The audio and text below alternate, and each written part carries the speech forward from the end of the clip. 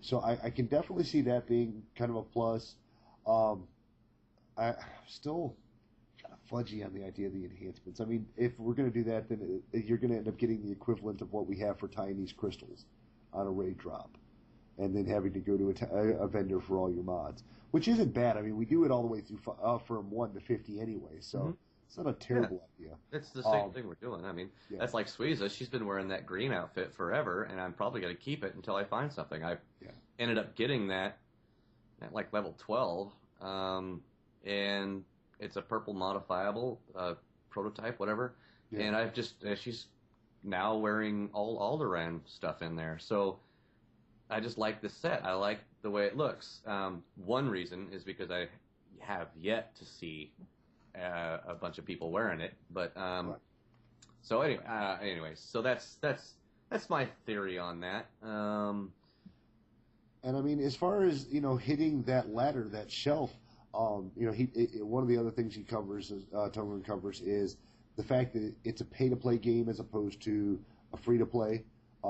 Free-to-play models being that they're more on a lateral scale. They're lateral scaling. So basically, they add vastly more characters with more abilities, and it's always the same playground that you're in. Yeah. Whereas with what we're doing, it's vertical scaling, so you have to have something new. There's got to be a new tier of exploration, a new tier of content to constantly get into.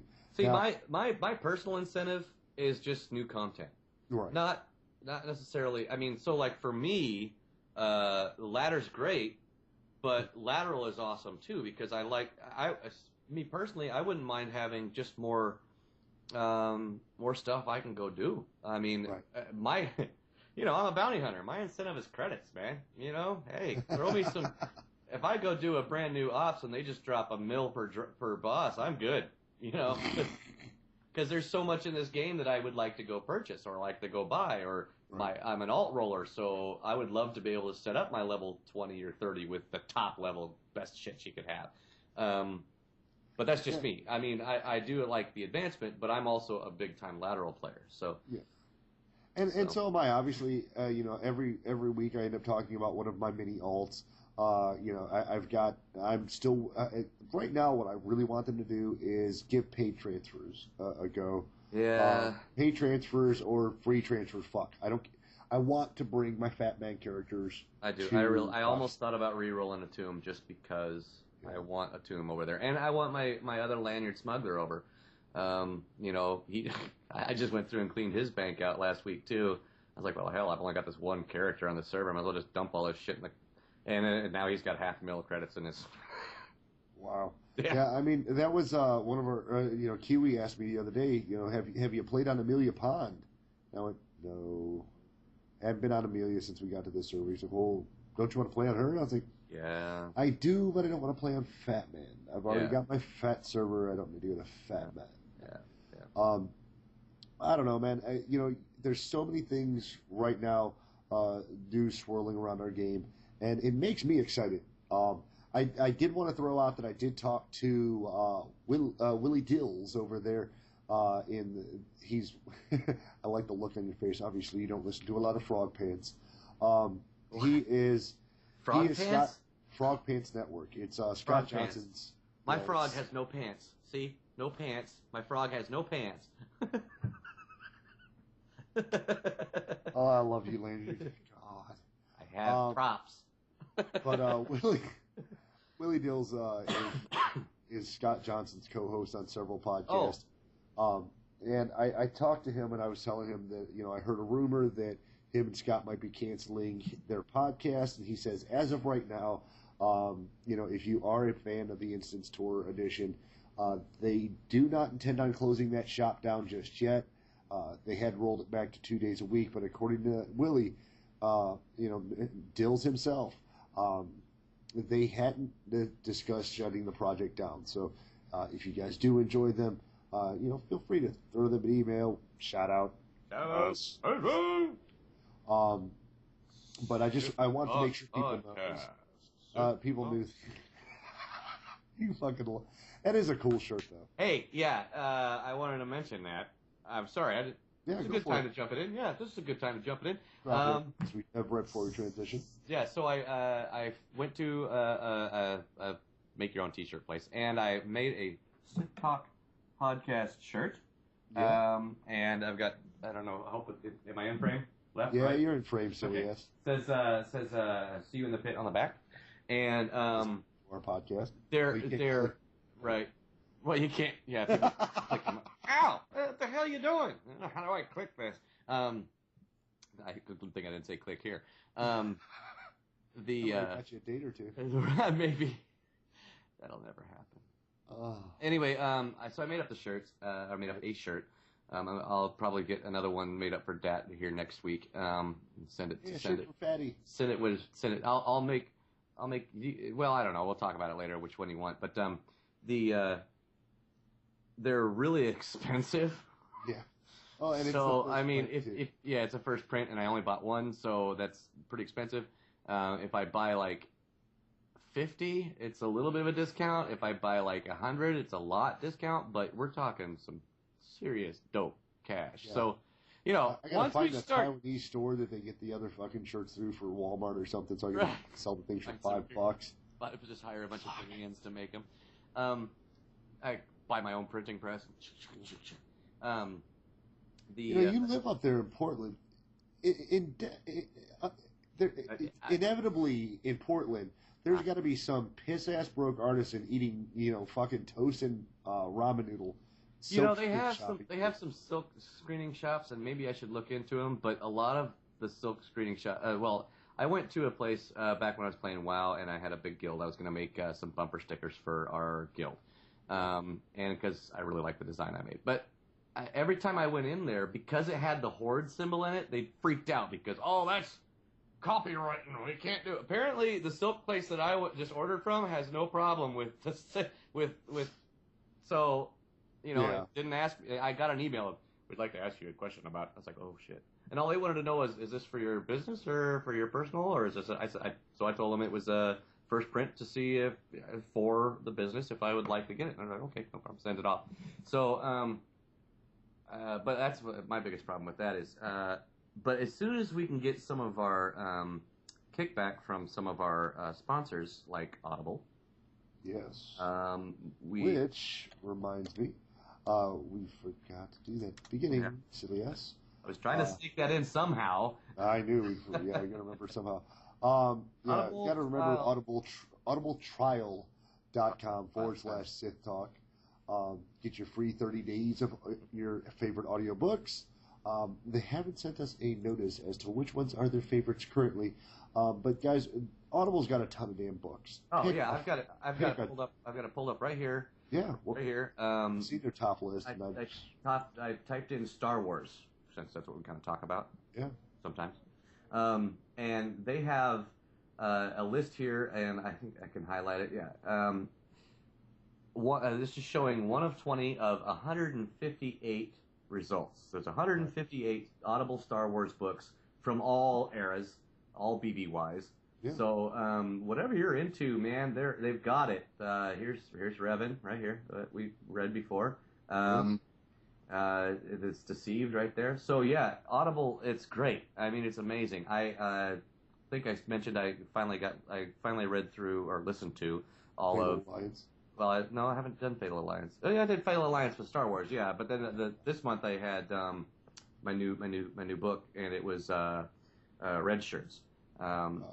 And that actually is a really cool book. It's hilarious. It's funny. It's sad. You can give me a tear. But it's a great book. I really highly recommend that book, and it's brand new. So and Will Wheaton reads it, which is also cool for us geeks. So anyway, Audible. So yeah, it's 30 days free book out of the gate, $15 a month if you decide to keep going. And, of course, it throws money back into our coffers and helps us provide the show or even T-shirts. We'd love to get the T-shirts going to our fans. I'd love to find out that I sold 400 T-shirts at $5 a piece if we could ever afford to sell them that cheap. $5? No. Well, I said if we could ever afford to get them that cheap. When I priced them out, they ended up being about $25 a pop. For us. Even at a $2 markup, that would be a great chance for us to bring in some much needed compensation for the show, just to put some spinners on these wheels, because we keep the wheels rolling, but it'd be nice to have some little extra too. I am gonna throw in some. I am gonna print up some bumper stickers though. It's just some stickers. Those are fairly inexpensive, and I can probably get those out fairly cheap, or just throw them for giveaways or something. Those are pretty expensive. But once again, guys, always as always, supporting our sponsors supports the show. We do see a fair amount of traffic there, and it is helpful to us to be able to keep things like the pod site running, to eventually get into our own site and break away from some of the other spaces we've begged you guys to follow us on. I say begged because I can't say we've promoted ours in many sites. It really is. We want to know that you guys are out there. That's why we ask you to follow us where we do. And let's see. Well, we're breaking away from the news quite a bit, so we'll go ahead and drop you guys into the newest episode of our Galactic Librarian. Sweet. Hello everyone, this is Sudo, your Galactic Librarian, with the continuation of Star Wars Lost Tribe of the Sith, Chapter 1. Omen cleared a snow-covered peak by less than 100 meters. Dark water opened up below.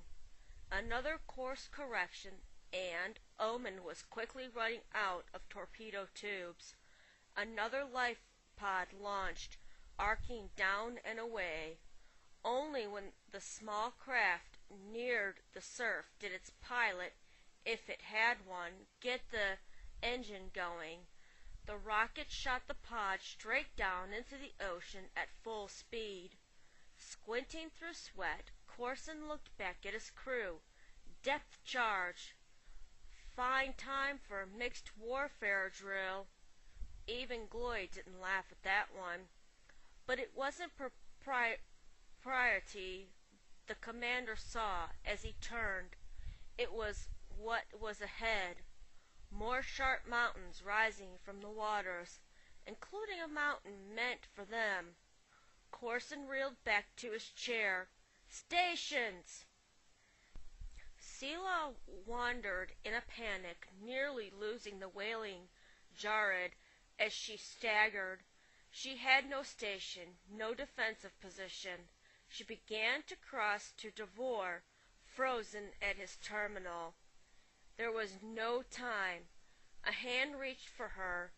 Yaru yanked her close, pushing her down behind the command chair into a protective crouch.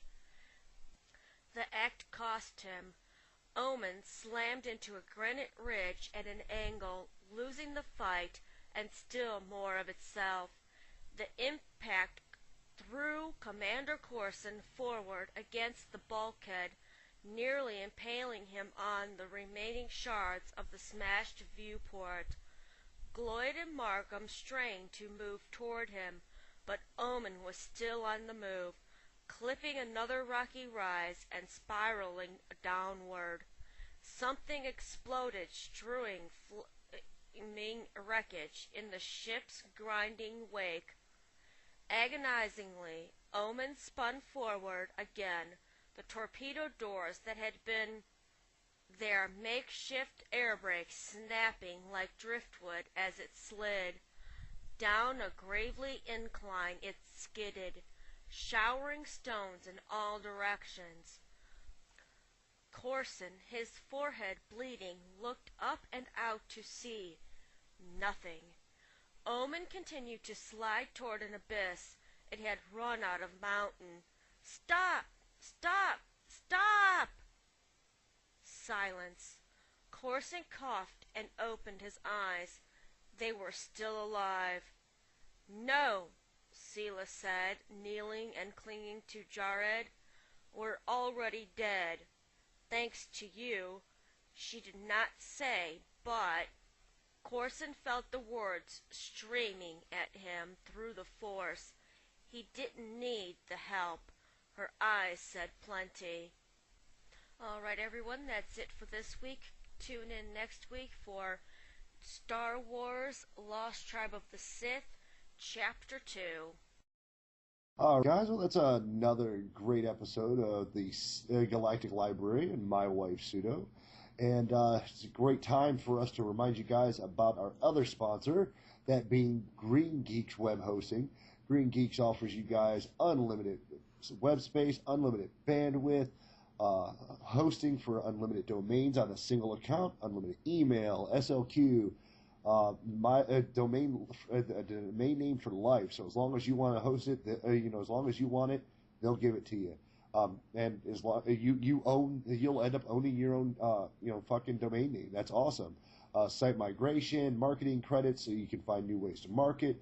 And if you're not a savvy web builder, they have the availability for you to use their templates or build it yourself, whichever you choose, with 99% uptime, 30-day money-back guarantee, no hidden costs, and super fast activation, and prices starting as little as $9.95. Even a broke ass like myself could afford to set one up for myself. $4.95. $4.95. Yeah. Using the code GGS30 off gets you $30 off of web hosting, of course, and throws some money back into our coffers. And that's on a 1, 2, or even a 3-year agreement if you chose to go that way. And guys, 1, good company. 2, great to help us out. So if you're looking to set it up, no matter what your interest, no matter what your thoughts, feel free to hit Green Geeks up and make yourself feel a little bit more economically special and ecologically special. That was good. Did that one almost without fucking up. So Lanyard brought this last item to the table for us. It was the known in-game issues that was updated on July 19th. Since you were the big dog on this, I'll let you go ahead and take a look. Give us what you got. Okay, well, the main reason I looked this up was because we're getting all these patch notes and stuff like that, and I was like trying to figure out what the hell is their priorities. What are they assuming needs to be fixed first? Sorry about that. A moth just flew in front of the camera. I thought you were getting like me and talking with your hands and shit. I'm talking a little bit with my hands, but a moth went. Anyway, so I was looking it up, and lo and behold, they have it on the SWTOR website, as you're seeing right here. So I wanted to go through some of these just to kind of give our listeners an idea. As this hasn't been fixed. Why the hell haven't they fixed this yet? Or, they've been working on this forever. How are they figuring out what's priority? So let me just read through this really quick. This was updated, like Dado said, July 19th of this year, which makes sense. So it says, hello everyone, we appreciate you joining us to play Star Wars The Old Republic, and we hope you enjoy the game. As MMORPGs are large and complex projects, inevitably we do discover issues that may affect gameplay. We're working constantly to fix anything that will affect the player's experience, but for now, this is our current list of high priority in-game known issues. So under general, they have some certain things, and some of the stuff you might have noticed happening in the game. So, and some of this also has been fixed since one of the recent patches. Companion lightsaber glowing may persist in some circumstances after the companion has been dismissed. Now, I know you people have seen this because you can see it just on Fleet alone that there's like lightsabers or the little electrical zap from a vibra sword that's just floating in midair. That is from when your companion leaves. So that's one of their priorities. Using persistent emotes such as dance and sit while riding the Jawa balloon on Tatooine can cause players to be teleported to the ground. Now, I think that's actually handy. Because it's like, okay, you know what? This is like a 45-minute ride. I have better things to do. How do I get off this thing? Well, just hit dance, dance, dance, dance, dance, and eventually you'll get to teleport to the ground. That's convenient. I don't know why you'd want to remove that. However, if you just were bored and were dancing and then ended up on the ground, that would suck. Yeah. Using mouse trailers with the window mode preference set to full screen can cause the mouse pointer to disappear. Now, I don't know too many people that use mouse trailers. They're those little things that make your mouse kind of track across. Yeah. I would never use that in a game. I don't use it either, but I guess some people do if they have a special a mouse redesign, like a little unicorn, and it has sprinkles behind it or something. I don't know. But if you use it, it would screw up the game. They have a workaround, which is pretty simple. Turn it off. Yeah. Anyway, but I don't. This is a priority. Okay. Yeah, that sounds kind of bizarre.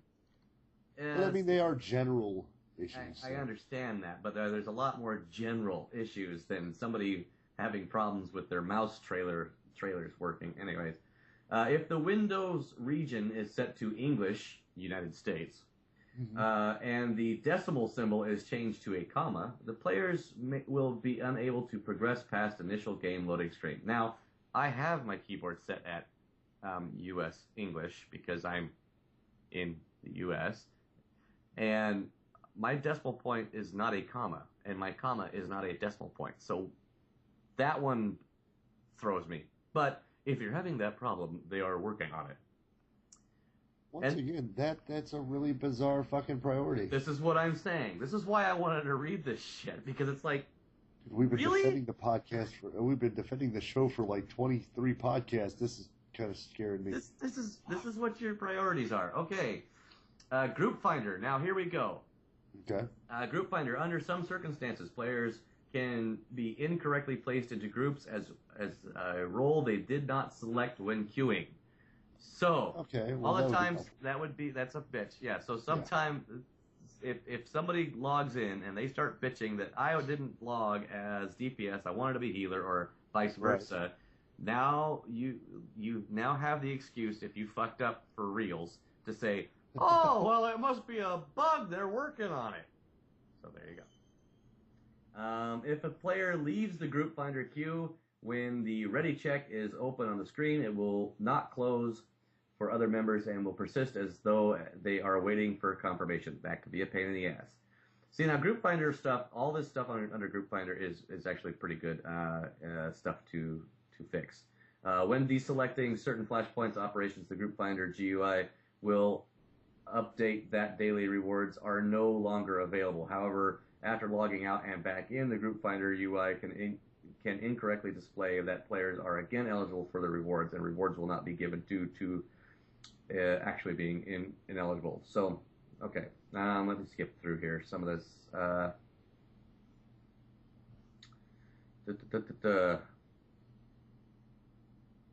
Yeah, okay, so there's a couple others under Group Finder. It's kind of long, so I'm going to skip through some of this. I'll read one out of the classes in combat. The Bounty Hunter ability Rapid Shots and Trooper ability Hammer can erroneously give an invalid target error if players have selected target nearest enemy from preferences.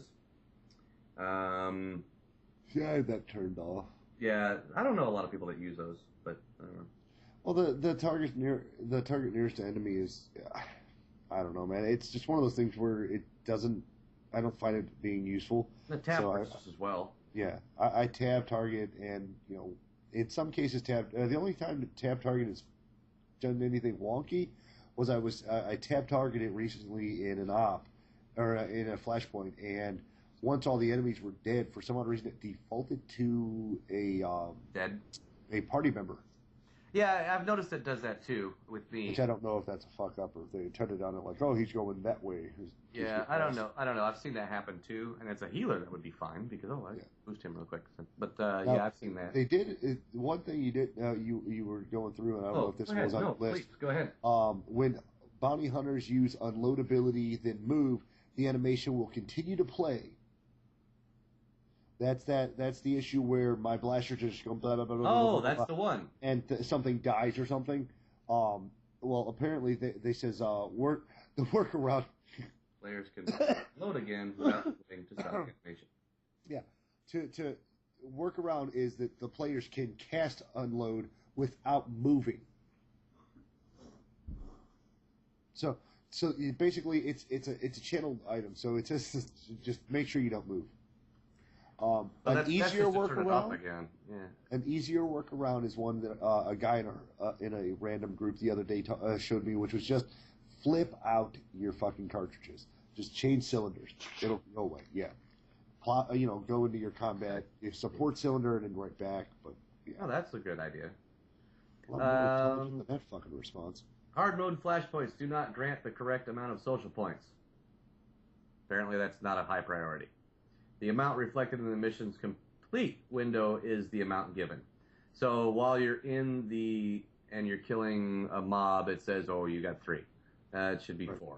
But at the end of the game, at the end of the match, when you turn in the mission, you actually get the correct amount. So yeah, and I've noticed that in my social window, like I don't see the purpose of them giving social based on boss kills or social in each. People were bitching they weren't getting enough social points, so this is how they worked around it. Yeah, but that seems kind of fucking retarded to me, dude. Okay, you get social points from being in the group. You get social points from shooting the shit with people, and there are some instances where there's less animation. There's less, talk. But fine, don't give it to me per kill. Don't even tell me it's being just boss kills. Just fucking when I finish it, be done with it. Yeah. I don't even. It doesn't matter. Fucking boss kill. So I get 5 or 10. Who gives a shit? Yeah, just add it up in the background, and then give it to us at the very end. It's like the change at the register. You don't have to itemize my fucking change. Here's 1 penny. Here's a dime. Yeah. Here's a nickel. No, just give me my fucking money. Just like this. Just give me my fucking money. Be done with it. Give me my fucking money. Right. That's where we need our little thing for the. Now the other one, of course, this one I actually noticed myself because I'd never done it before because I'd never pulled out gold. Yeah. Companion characters. Certain headgear can cause a companion characters to appear without their head. I got him a piece of AT-ATs gear, and I went ahead and dropped it on him, and his head disappeared. Yeah. I was like, oh, well, Galt's there. Let me go ahead and swap out his headpiece. And I was like, the fuck, where did his head go? And you were like, dude, that's one of the bugs they were talking about. You can just pull the headpiece off. His head will pop back in.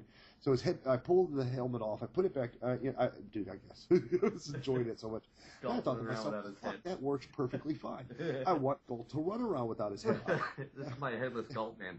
Exactly. That's awesome. And then, the other thing, of course, is that, checking out gear on certain companions could cause their head to be distorted or the bodies to be distorted.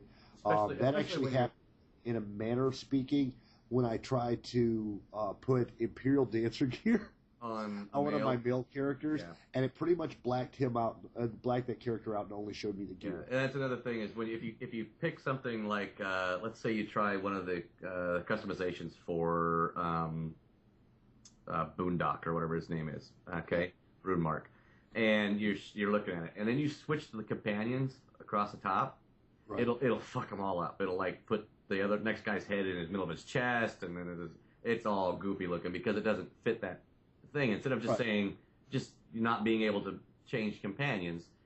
Well, they're trying to make. They were expecting you to only try it on characters that would be actually able to see it on. Right. Not no. To be like, I want to. We want to see what. We want to see what a dancer's an Imperial dancer looks like on Galt. I just want to know. Unshaven. But yeah, because I put that on. I can't remember Naga's tank character's name right this moment. But I tried putting the Imperial Dancer outfit on him. I don't even know why. I just did. And I remember it blacking out his body. But I've never had the distortion where it's got all over the place. So. See, they got some for missions here. So they got the one that I remember that I was complaining about that I kept throwing tickets at. Belsavis on the Imperial side. Republic Secrets. The mission this is a heroic, by the way, a repeatable. The mission does not progress as intended when players click on the glowing Republic data item, thus preventing the heroic from being completed. So if you're on Belsavis and you're looking to pick up heroics, don't bother picking up Republic. I do remember you bitching about that one quite a bit. Yep. Lanyard still has it in his. I check every day, but now that I see it, they know that it's broken. Until it comes up in a patch note in the future. Now the one above it, I've never had a problem with. And if I remember correctly, it's a daily. Yep. It says Belsavis Imperial. If players complete the main mission before the bonus mission of trying to impress the mission will disappear in the quest tracker, which I never had a problem with. So, well, the other one I mentioned is also a daily. Let's see. NPCs currently, the Imperial fleet. This is great. Currently, the Imperial fleet does not have a quest commendation vendor. How many commendations are you picking up on Quest? You had like 6 fucking quests. This is I don't know. Imperial side doesn't have a Quest commendation vendor. Well, but the workaround is go to the planet. There's one there. So that's funny because every other planet I guess there's a couple of them. All the other planets do. Yeah. Really? Yep. Every planet. I couldn't find them on some of the planets. Some of the planets you can't find them on, but they all have them on. Hidden in a corner, smoking a doobie with the guy from Clash who was supposed to be on the fleet. Here's one for you, Dado. PvP. The number of kills for a player as displayed in the Warzone UI is incorrectly displaying 1 less than the correct kill count in the Warzone scoreboard.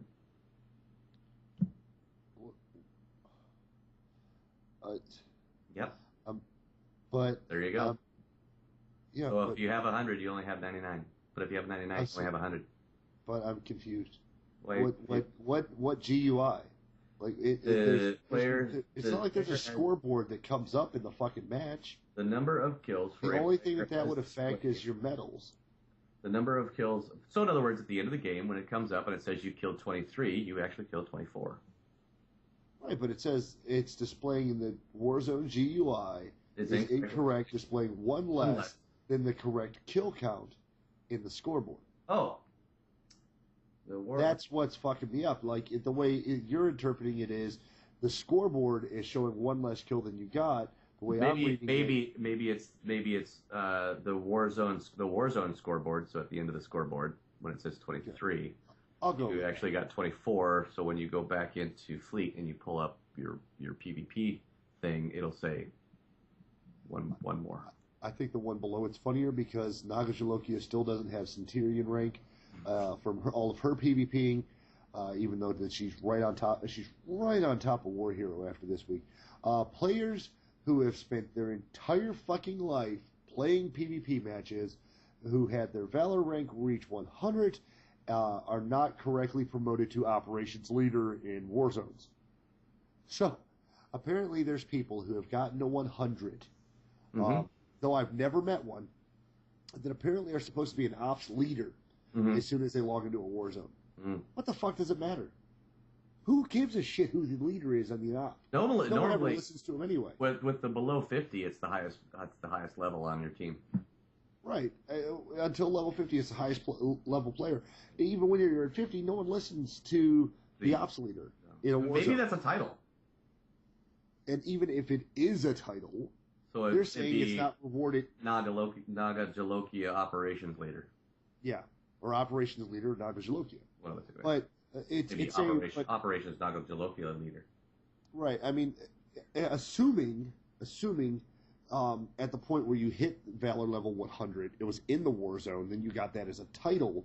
But if you're at rank 100, it doesn't necessarily mean that you're any good at PvP. It means you played enough fucking matches to get a lot of damn PvP.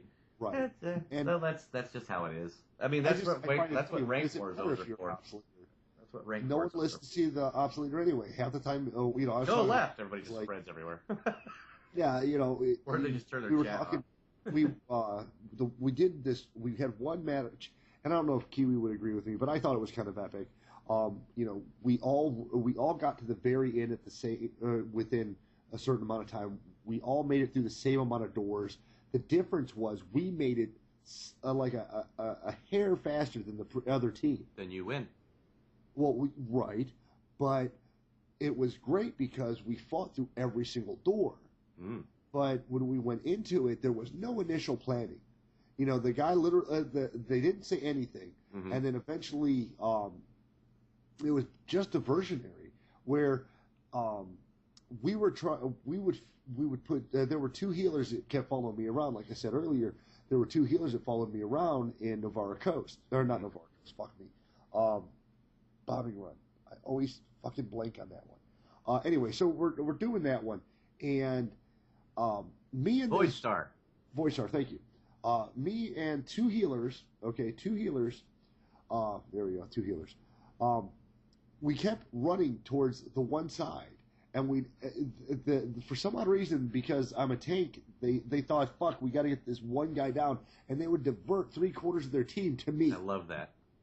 Which made I get a lot of that with Lanyard too. Lanyard, it's like, oh, there he is, go kill the power tech, and it's like I'm gonna do any damage. I'm a tank power tech. I don't on do the other side, capping doors, and I mean, thank you guys for falling for that stupid fucking trick. But Kiwi's blowing through doors with the rest of the team, and I just kept, whatever door I saw Kiwi going for, I'd go for the opposite door when we were attacking. Right. And it won, and awesome. We made it through. Like when the opposing team had made it through, they made it through it like, I don't know, fucking. They had like 30 seconds to go when they were when they were trying to set the bomb. Right. Whereas when we got in there, we had almost 2 full minutes to go. So we had won, but the clock still ticked up. Huh. It was just crazy. But no one listens to an ops leader, so whoever's making this complaint, suck a dick. So let's see. I'm going to skip down here. Okay. Down to let's see. We have PvP items and economy. Now this is something that I didn't know. I never purchased it because I figured, what's the point? The fleet pass item that can be purchased from the security key vendor will be consumed upon your use, rather than at the end of the use cast bar. Moving or canceling the cast will still consume the pass. So, now I read that and I was like, what do you mean it consumes the pass? Because I thought the one you were getting from the key vendor was just like a replacement. Like, oops, I accidentally deleted my. Apparently, it's a one-time use. Yeah. So, in other words, you can actually have 1 or 2 of those in your bag, and if your default one is on cooldown, you can use that one. Yeah. And burn it. I never knew that. I never knew that. I just think it's funny that the reported issue is more the fact that if you oops or move or try to cancel it, use it anyway. Don't move! Don't move! Don't move me! Hey, buddy, I'm guessing what's happening is somebody pulls you, or you get shot by an NPC and it gets interrupted. But So here's a funny one. The one below that, the voice distortion thing. Now that was one that Sudo had a problem with leveling up, because you would get some face masks that would cover your entire mouth, and you would get the cool Darth type effect. And then other ones would have nothing, but somehow your voice still changed. Yeah, I had like my old jungle helmet. Mm-hmm. You remember the jungle helmet on your bounty hunter? Yep. And it would modify your voice without having anything covering your mouth. Yeah, that one's funny. Let's see. There's really nothing under UI that really stands out. It's kind of all just behind the music stuff. Behind the music? It is. Is this VH1? Well, it was behind the scenes, behind whatever. It is possible for custom channels to reach a state where regular chat text does not display, but players can use say and whisper in those. Now, speaking of custom chat channels, what drives me crazy is, let's say I make a custom chat channel for Friends of Lanyard, or a Sith Talk custom channel, right? The problem is you can't set it up to where it's an invite, or you need a password to get onto it. As soon as you make the channel, everybody can get into it as long as they're wherever you are. So if I'm on Belsavis, everybody on Belsavis is automatically on that channel. If I'm on the fleet, then everybody on fleet is on that channel automatically. They automatically join it, whether they know they're not joining it or not. The other stupid thing is once you've made it, you cannot remove it. There's no way to delete the channel. You can't even leave the channel if you made it. You're talking about like the general chat. Like a chat. You're not channel. talking about your custom channels. No, I'm talking about custom chat channel. I've deleted my own customs. You can't. No, I have. No, you can't. But I have. You cannot. Dat, I'm telling you, you cannot. I am still running around with Lanyard. There is no possible way to delete that channel. There's a delete. I thought there was a delete functionality to it, because I had it originally on Nagajalokia where because I was PvPing so much, I had made a channel just for PvP and guild. So I'd stop. Right. Now, okay, if you make a channel and you go through and you make a tab and you go through and say, I want to listen to guild, blah, blah, blah, blah, blah, that one can be deleted. But if you make a custom channel and you make a custom channel. So a /1/2/3/4. Right. You end up being a /4. That's your custom channel. It says lanyard channel. Okay. That is a channel that cannot be ever removed by you. But if you, you cannot remove it. But if it's your, and everybody joins it, so it's not like it's a private channel. That's stupid. Anyways, it's one of those dumb things that I think is just dumb. Like I made a channel originally, for an original chat channel because I wanted Complications and ourselves to be able to talk on one channel that's kind of like an alliance channel, okay? Right. So I made this channel. Well, then I come to find out that everybody that would land on planet automatically joined that channel. And I was like, well, where's there a password or where is there an invite? You can't invite anybody. You can't password it. Everybody joins that channel. The problem is that weird. They don't know they joined that channel unless they happen to do a /4 and now they're talking in that channel. But I was like, well, that's stupid. I want to get rid of this channel then. There's no way to get rid of it either. It's just like, well, that's just dumb. Who the hell fucking designed this? Idiots. I hope those guys were on the hack list. Anyway, that's all I've got for. I don't know, man. Looking at this list, dude, and going through some of this stuff, in all earnest, there are very few things as an individual. I don't know if the community feels different. Maybe this link will be on our thing, and maybe other people will take a look at it. I look at it and I don't see any of the things that I would find to be annoying or I would find to be necessary. That's a high priority. That should be on the priority list. I mean, everything in looking for in the group finder, fine. I will say anything that's wrong with group finder, please fix. I am tired of having to change myself from a DPS healer role to strictly DPS every time I log in. Yeah, I haven't had that problem yet. It's only happened a couple times, and I'm not exactly sure what's causing it, but it happened to the wife. She'd been healing all day. She groups with the two of us. Suddenly, she's listed as DPS. No way, no resting. Other things.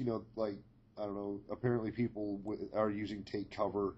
It says the ability does not properly doesn't work. Bound to the mouse wheel. Stop using it. Yeah, I mean, Kiwi, he has that like 450 button mouse. And so do I. He's got the same one I do.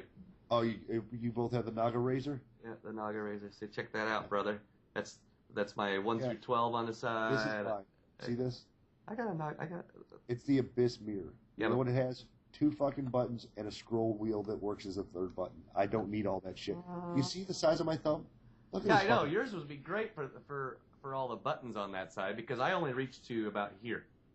I only reach to here because when I'm playing, that's it. That's as far as I can go ahead and mail me a copy of it, and I'll play it for one. I'll print one off to you.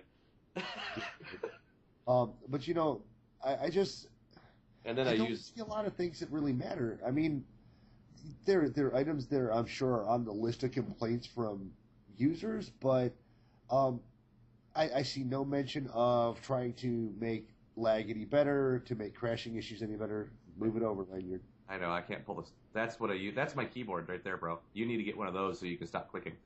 Dude, you do realize clicking. I play on a couch. Stop click. Well, that's where you get TV trays, bro. I know Alabama's got TV trays. You put one to the side.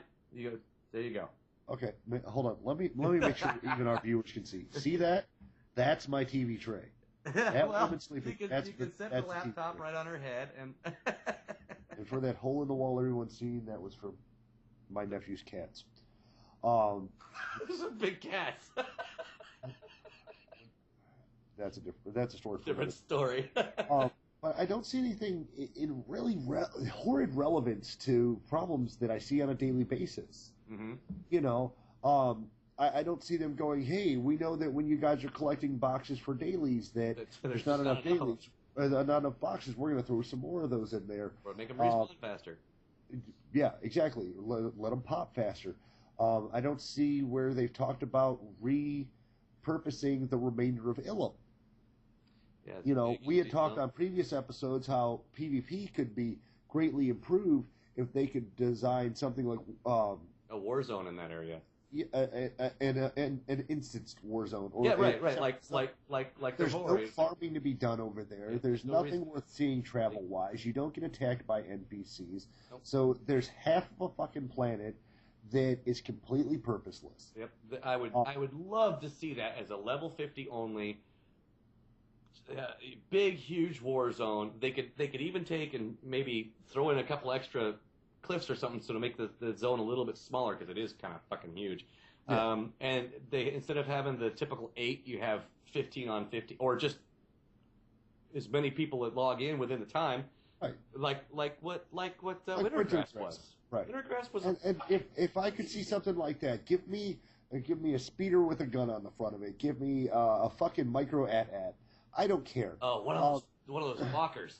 Right, the walkers, the little AT-ATs or the two-legged walkers. Just like Wintergrass, where you get enough kills, and now you can go get one and ride it in there, and you take down the other side, and you start shooting shit. People take it out. It makes it that would be repurpose an area that you've already I'm writing BioWare. You fucked it up. I'm gonna fix this right. I'm fixing this right now. I'm writing BioWare, and I'm gonna tell them how to fix that Ilum war zone and make it a 50 war zone where you have. Where you get really good comms. Oh, and they could put the new ops in there. I hate to make it sound like it's WoW, but fuck, it worked. Well, and okay, Wintergrass, with some exceptions, and I know there's plenty of people who bitched about it. I was probably one of them that made it so it made it relevant to people who wanted to PvP. It made it relevant to people who wanted to raid because you need it. It was one of the few raids in the game that you could get away with playing in your PvP gear. Right, and you had to control it. Right, and you had to hold that spot for farming. You had to hold it for the raids. You had to hold it, just a plethora of reasons to be able to talk to certain vendors. And there were dailies in there. Yep. PvP dailies are, God help me, a really good thing. Mm-hmm. To be able to have an area where you have to win a match to be able to do dailies. Yep. Now, to true casuals, to people who are more passive-aggressive in games, it doesn't help shit. No, but then again, but even on PvE servers and even on RP servers, there's got to be more than just fucking Hutball, Novara Coast, Yeah, and they could even up. Okay, I was in Smuggler's Den today with Suiza. I mainly went over there to, exploring. Right. And I saw, okay, well, also, I'll get the PvP chest box that's over here. So I wandered around and found that. And then, of course, they have a GTN and a bank and a mailbox in there. So I went in and was standing in GTN and putting a bunch of stuff in there. But I was in Smuggler's Den for like 2.5 hours. Saw nobody. Nobody was in there. Yeah, well, not even my own faction came in to kill me. I mean, so they could even put some. Well, next time you're on Suiza, let me know. I'll log on Rakot and make you feel better. Thanks. But they could put some specific reason in there. They could put I hate referencing WoW, but it worked for a short time. Put a little chest that pops up in there that everybody has to fight over. Well, and there was supposed to be a chest there, but it's not popping as often as it used to. Right, and there's also supposed to be a world boss in there, but I've never seen it in there. Yeah, I've never seen that either. So, but I mean, just there's several zones that I think at 50 would expand our general enjoyment. I mean, and I guess it's more of a dev thing than it is a shopping list. I mean, we could put a shopping list together from hell and back. Take me off the rails in a space mission. Fuck, I'm tired of hitting asteroids. I think if that asteroid one, I wouldn't be able to fly that if I wasn't on a rail. But I mean, I know I would like to see the vertical building of the game with a little bit of horizontal. You have to be able to expand the horizons of the player. Mm-hmm. Is it important to meet player need? Is it important to meet player expectation? Yes, of course it is. But you have to be responsible for your game. Think about what as we and the sad thing is you guys have to know we fight with Kevin all the time about whether or not WoW's any good anymore. Keeps it live. But there were things that WoW did right. Mm-hmm. There were things that other games have done right. WoW is the one that I know most intimately, so it's my fallback. Yeah. And when it came to certain things, wintergrass was and wasn't my favorite. In some days of the week, I wanted to go and I wanted to do wintergrass because I needed to pick certain herbs or some of these really hard to find items. Yeah. It would be great instead of having to always crit to get a purple item. If you could go and just have a chance to pick that purple item, go and scavenge and get a purple metal, or go and scavenge or do your bioanalysis and get a purple bioanalysis item, or slice, boom, there's a fucking special item. And that's where wintergrass won. Yep. Is if you were able to go, and Frost Lotus for the longest time before they way boosted that one up. Yeah. You would go to wintergrass and you would have. It was the only place to have a 100% proc. Yep. Because if you found a Frost Lotus there, it was a Frost Lotus. It was the only place that it actually spawned at. There was a metal there too that it was a good farming place for metal too. I can't remember what it was though. But I would like to see them repurpose Ilum as that kind of battleground, Dude, to where I'm you telling throw you. an op in the middle of it, and you could make it so that the war zone is inside the op. Yep. Make it like the entrance to Ulduar, where you guys get into you could go into the fucking machines if you want to take them into the fucking op. Oh yeah, that was a get blast. into the machines, and you start off by so destroying everything there, and make that as your uber jump. Like you just got through the battle, you just use all these weapons. Now get into your fucking tank, go and kill your first raid boss, and then go in and do regular raid bosses from there on in. And even if you wanted to go, the retarded step further, where WoW had it, where you go down one hall, you face, dude A, you go down the other hall. Oh yeah, I didn't like that. That was kind of boring, but I could see you turning an op inside of that run and making it fruitful. Oh, yeah. It would make people who PvP'd jump into it. It would make for some interesting PvE PvP people matches. Yeah. But it would be something that would be compelling. It would bring a secondary end game to people who were into PvP and award you with a token that allowed you to buy the gear. Whether you wanted to use it for, they wanted to go and say, fuck it, here's a token for Ricotta, or it would be a great way to expand the game without needing to purpose a whole new planet, just literally repurpose it. Special Ilum PvP gear, special Ilum PvE gear, maybe. Or just award us the campaign gear, or slightly better than the equivalent to War Hero ranked gear. Yeah. So that people who weren't going to go into a ranked PvP match have an opportunity to get that 1,200 or 2,100. Oh man, I tell you what, I would be doing that every day. Especially if you could get behind the weapons. Yeah, the machines. That's the part. If you could get on one of those little walkers and just that'd be so much fun. And I'm sure our viewers may, if they made it this long into the episode, they'll be able to tell us. But how many people out there would really just fucking go ape shit over the idea of riding in one of those tiny little AT-ATs? Would it not be the shit as a sniper or as a bounty hunter to stand on the top of that thing and be dropping assaults on people? And the other thing, of course, is it opens an opportunity for people like myself. I'm an Arsenal bounty hunter on Rakat. Yeah. And as Arsenal, I don't have a lot of on-the-ground PvP ability. If I was on top of that fucking AT-AT or just driving the goddamn thing, I would have a purpose in PvP beyond getting fucking destroyed. That'd be a blast. You could have the little two-person AT-AT where you have the driver, and then you have the guy that's behind the gun, and he's targeting stuff, and he's shooting it, and then you get somebody that happened to jump on top, or even just running below it, And once again, most of those machines are already out there. Most of those objectives are already right there. The difference is transferring it from where, as it currently is, you have your Imperial side, and you have your Republic side, and we meet in the middle. You can repurpose it to where we come out from adjacent kind of sides and work towards that goal. Like we're beating the shit out of each other as we're going to the goal. Or you have a thing. Rip them off completely. Yeah, just rip them off completely. You got to get through their fortress. Yep. And once you control it, when next time it's used, it's your turn to attack. Right. And I think that would really change Ilum. Oh yeah. And would get more people out there for doing something other than ganking you in your heroic zone. Right. Oh, and the other thing. Man, we could really play with. Another cool thing. You've seen the they look like little titties with the missiles sticking out, the big balls with the missiles sticking out of them. Have you seen those? Come on, you know what I'm talking about. Star Wars people know what I'm talking about. Yes, okay. Imagine having like smaller ones of those, little controlled ones, and then you're like further back. They're further back, and you have to launch them, and you get the little circle that goes out, and you have to and you're like taking out the walls. And that was similar to taking out the another one of WoW's in PvP matches where you were literally arming a cannon. You were trying to take down the tanks. Yeah. You know, and that was a position you played in Old War if you were riding on a tank. Oh yeah. You know, one guy controlled the catapult, one guy controlled the machine. Yep.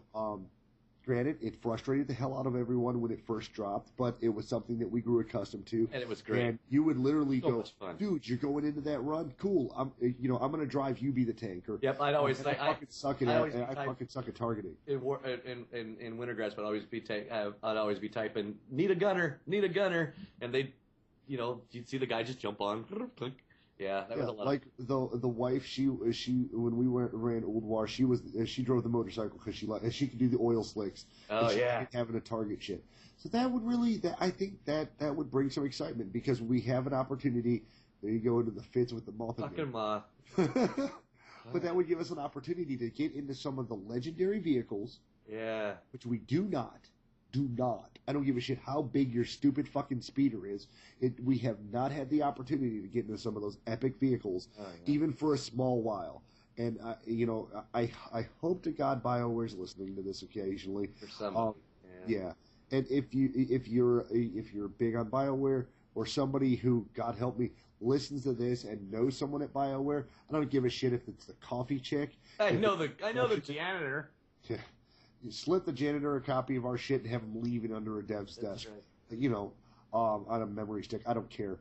But it would be great to see that in the run because what it would do is give us the ability to take ourselves to a whole new level of immersion in the game. And if you can't come up with any ideas on your own, you can always contact us at sithtalk@gmail.com, or you can call us, on the Twitter, and we'd love to shoot the shit with you, take a trip to Austin, sit around for a developer's brain picking idea. But well, guys, we are getting a little longer. You don't even have to pay me. Well, you have to pay. I don't want pay. I want swag. I want an in-game character. Oh, dude, yeah. I want a lanyard. I want a lanyard in-game character on Fleet that sells panties. Oh fuck! Did you have to go there? Oh shit! and twirly tops. I want. Oh, fuck, that one got me, you bastard. Yeah, you were saying? All right, guys, well, we are getting a little long in the tooth, but we want to make sure that we thank the folks at Uvu for sponsoring the show. As you guys know, we record all of our visual faces and shit with Uvu. When Lanyard remembers to click record. No shit. Hopefully he did today. I hope there's a blinking red light on his side. There's a little blinking red light up there.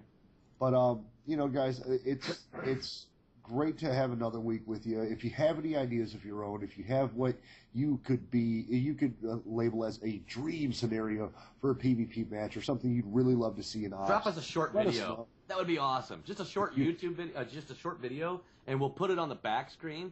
And you can just throw in your little. I hate this, or I love this, or this is my idea. Just short little 5-minute, 10-minute thing. Not even 10 minutes. 5 minutes, 3 minutes, 2 minutes, 30 seconds.